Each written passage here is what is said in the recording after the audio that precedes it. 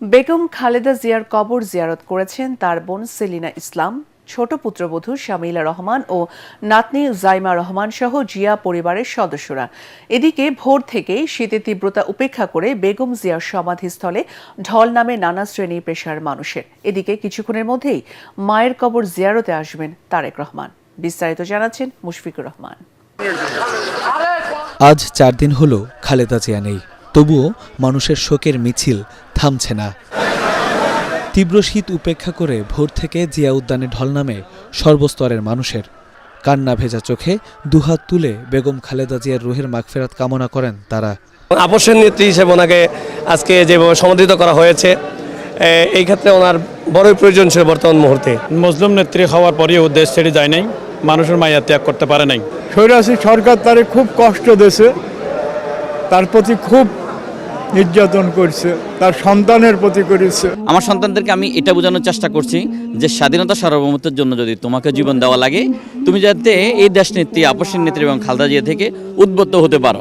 দেশের বর্তমান মুহূর্তে বেগম খালেদা জিয়ার মতো একজন অভিভাবক খুব প্রয়োজন ছিল। আল্লাহ রাব্বুল আলামিন ওনাকে জান্নাতুল ফেরদৌস নসিব করুক। একটি মানুষের কবর জিয়ারত করার জন্য 64 ডিস্ট্রিক্ট থেকে মানুষ ছুটে আসছে।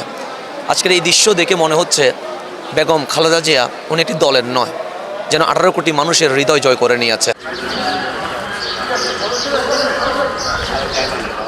সকালে শহীদ প্রেসিডেন্ট জিয়াউর রহমান ও বেগম খালেদা জিয়ার কবর জিয়ারত করতে আসেন তার বোন সেলিনা ইসলাম, ছোট পুত্রবধূ শামিলা রহমান ও নাতনি জাইমা রহমান সহ জিয়া পরিবারের সদস্যরা।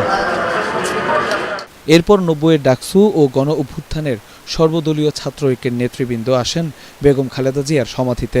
এ সময় বিএনপি চেয়ারপারসনের উপদেষ্টা আমানুল্লাহ আমান বলেন, জিয়াউর রহমান এবং খালেদা জিয়ার যে অসমাপ্ত কাজ রয়েছে সেগুলো সম্পূর্ণ করবেন তারেক রহমান। তাকে স্লো পয়জনের মাধ্যমে হত্যার উদ্দেশ্য ছিল, সেটাই আজকে হয়েছে। এই হত্যার দায় আওয়ামী লীগ শেখ হাসিনা এড়াতে পারবেন না। তার জানা যায় যে কোটি মানুষের উপস্থিতি এটাই প্রমাণ করে দেশটি বেগম খালেদা জিয়া ছিলেন ঐক্যের প্রতীক। পুষ্পস্তবক অর্পণ করতে আসেন নাটোর 2 আসনের বিএনপি প্রার্থী ও সাবেক উপমন্ত্রী রুহুল কুদ্দুস তালুকদার দুলু।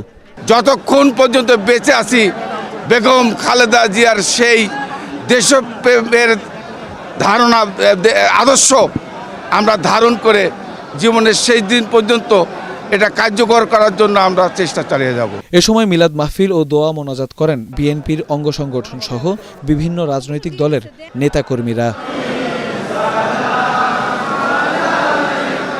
কীর্তিমানের মৃত্যু নেই, সেই কথাটির যথাযথ উদাহরণ যেন বেগম খালেদা জিয়া। ইহজাগতিক জীবন শেষ করে চিরনিদ্রায় শায়িত আছেন কবরে।